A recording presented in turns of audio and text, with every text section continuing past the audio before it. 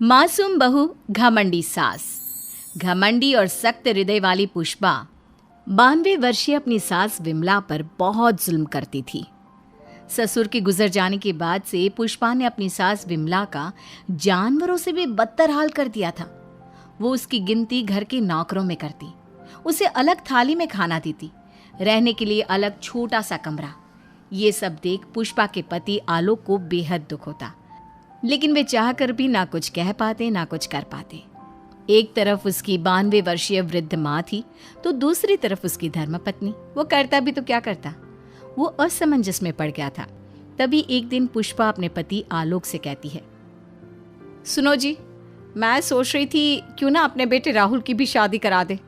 देखो ना, घर का सारा काम मुझे अकेले करना पड़ता है और वो बुढ़िया की देख रेख भी मुझे ही करनी पड़ती है। मुझसे नहीं होता ये सब। ठीक है, हम राहुल के लिए लड़की देखना शुरू करते हैं। वैसे भी अब उसकी उम्र हो चुकी है। पुष्पा राहुल की शादी के बारे में सोचकर मन ही मन खुश होने लगती है। दरअसल पुष्पा अपने लिए एक ऐसी बहू की तलाश में है जो गाय से भी ज्यादा सीधी और कोयल से भी ज्यादा मीठी हो। बहुत ढूंढने और जांच परखने के बाद देविका के साथ आखिरकार उसकी तलाश पूरी होती है। वो देविका को राहुल के लिए पसंद कर लेती है और एक अच्छा सा मुहूर्त देखकर उनकी शादी करा देती है। ऊंचे संस्कार और सरल स्वभाव वाली देविका ने ससुराल में पहले दिन से ही सबका दिल जीत लिया। वो रोजाना अपने ससुराल में दिन की शुरुआत पूजा पाठ से करती और सबका अच्छे से ख्याल रखती। एक दिन देविका सबके लिए डाइनिंग टेबल पर प्लेट लगाती है। सभी लोग टेबल के पास आकर बैठ जाते हैं। देविका अपनी दादी सास का भी हाथ पकड़कर उन्हें डाइनिंग टेबल पर बिठाती है और उन्हें खाना परोस ही रही होती है कि पुष्पा उसे रोक लेती है। ठहरो देविका। क्या हुआ मम्मी जी? देविका, तुम इस घर में नई हो इसलिए शायद तुम्हें पता नहीं। तुम्हारी दादी सास के लिए अलग थाली है, वो इस थाली में नहीं खाती। देविका मुड़कर विमला की तरफ देखती है और फिर अपनी सास पुष्पा से प्रश्न करती है, लेकिन मम्मी जी, रसोई में तो यही प्लेट थी। तुम यहीं ठहरो, मैं इनके लिए प्लेट लेकर आती हूँ। पुष्पा रसोई में किसी कूड़ेदान की तरह पड़ी प्लास्टिक की प्लेट लेकर आती है और उसी में विमला के लिए खाना लगाती है। जब ये सब देविका देखती है तो वो आश्चर्य में पड़ जाती है और फौरन उठकर रसोई घर से दूसरी प्लास्टिक की प्लेट भी ले आती है। अरे बेटा, ये दूसरी थाली तू किसके लिए लाई है? देविका मासूमियत के साथ जवाब देती है, आपके लिए मम्मी जी। हाँ, मेरे लिए? पर क्यों? माँ जी, जब आपने अपनी सास यानी मेरी दादी सास को प्लास्टिक की प्लेट में खाना लगाया तो मैं समझ गई कि यह ज़रूर आपके घर की कोई परंपरा होगी, इसलिए मैं आपके लिए भी ये प्लास्टिक की प्लेट ले आई।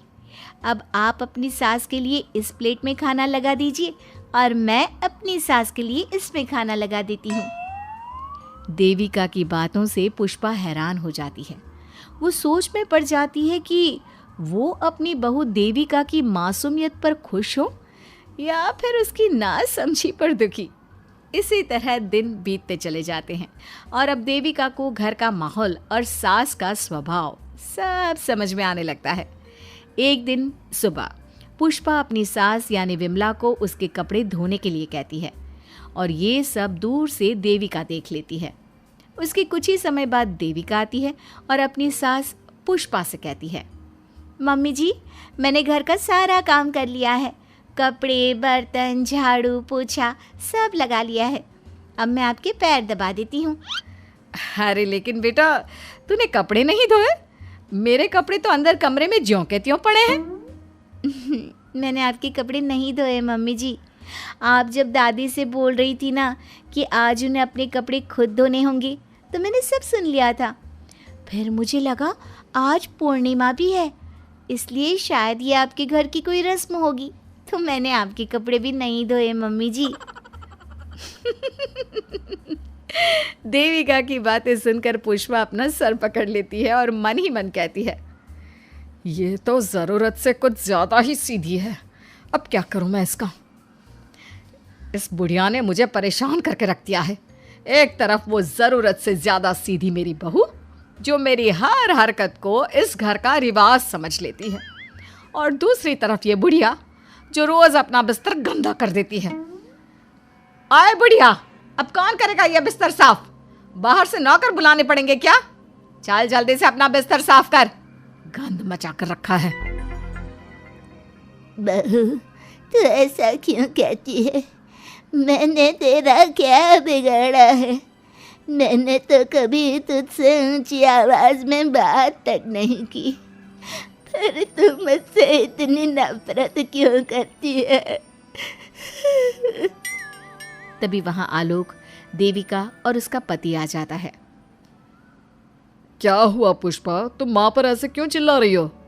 अरे देखो ना अपनी माँ को, इस बुढ़िया ने अपने बिस्तर का क्या हाल कर रखा है। कितनी बदबू आ रही है इस बिस्तर से, किसी काम की नहीं ये बुढ़िया। आप एक काम क्यों नहीं करते, इस बुढ़िया को वृद्धाश्रम क्यों नहीं छोड़ आते? आलोक ये सुनकर परेशान हो जाता है।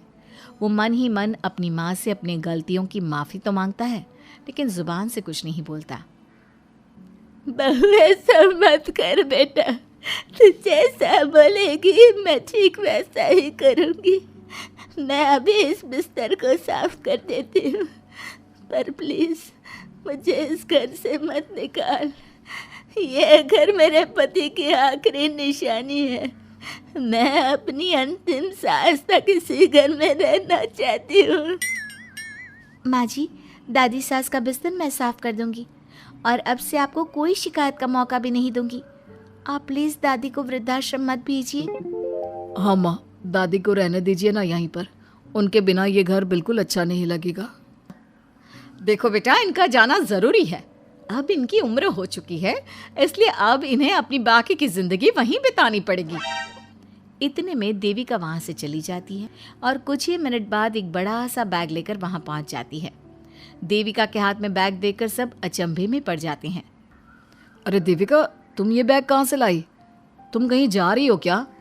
माँ जी ने अभी तो बोला थोड़ी देर पहले कि अब उनकी सास बूढ़ी हो चुकी हैं और उनकी असली जगह वृद्धाश्रम में ही है, तो मैं ये दूसरा बैग उनके लिए भी ले आई। वो क्या है ना, उम्र तो अब मम्मी जी की भी हो चुकी है, कल तो जाना ही है। इससे अच्छा अभी चली जाएंगी तो दादी सास को भी एक सहारा मिल जाएगा। क्या? क्यों बहू, तू मुझे वृद्धाश्रम भेजेगी हैं, अपनी सास को? मम्मी जी, अगर आप इस परंपरा का पालन करेंगी तो मुझे भी तो इस परंपरा का पालन करना पड़ेगा ना। मैं बिल्कुल आपकी तरह बनना चाहती हूँ। मेरी माँ कहा करती थी, ससुराल में बिल्कुल अपनी सास के नक्शे कदम पर ही चलना, जैसा वो करें और जैसा वो रहे ठीक वैसा ही रहना। तभी मैं एक अच्छी बहू बनने में कामयाब हो पाऊंगी ना सासू माँ। देविका की ये बातें सुनकर पुष्पा की आंखों में आंसू आ जाते हैं। देविका की बातों में उसे मासूमियत के साथ साथ आज बहुत सी चीजें सुनाई देती हैं, जो चीख चीख कर बताती है कि वो आज तक कितना गलत करते आई हैं। बेटा, तूने तो मेरी आंखें खोल दी। अपने ससुर के देहांत के बाद मैंने न जाने अपनी सास पर कितने अत्याचार किए, उन्हें कितना जलील किया, खरी खोटी सुनाई। आज अगर तू नहीं होती तो मुझे कभी अपनी गलतियों का एहसास तक नहीं होता। देर से ही सही, आपको अच्छे बुरे का एहसास हुआ, यही बहुत बड़ी बात है। मम्मी जी, तो अब आपके सामान का क्या करना है? अरे जाकर इसे मेरे कमरे में रख कर आ जा। अब कोई कहीं नहीं जाएगा, सब यहीं साथ में रहेंगे। बहू, मुझे समझ में नहीं आ रहा मैं तेरा किन शब्दों में धन्यवाद कहूँ। जो चीज़ तूने 2 दिन में पुष्पा को समझा दी, वो मैं बरसों से कहने की हिम्मत तक ना कर सका। पापा जी, ज़रूरी नहीं कि हर बात कहकर भी बताई जाए, कभी कभी अपनी गलतियों का एहसास कराना भी ज़रूरी होता है। और मैंने भी मम्मी जी के साथ ठीक वैसा ही किया, उन्हें उनकी गलतियों का एहसास कराया और देखिए आज सब ठीक हो गया। सच में देविका, तुमने आज हम सबको बहुत बड़ी सीख दी है। अब पुष्पा सुधर जाती है और घर की पूरी जिम्मेदारी देविका को सौंप देती है और अब उनका परिवार एक सुखी और समृद्ध परिवार की तरह रहने लगता है।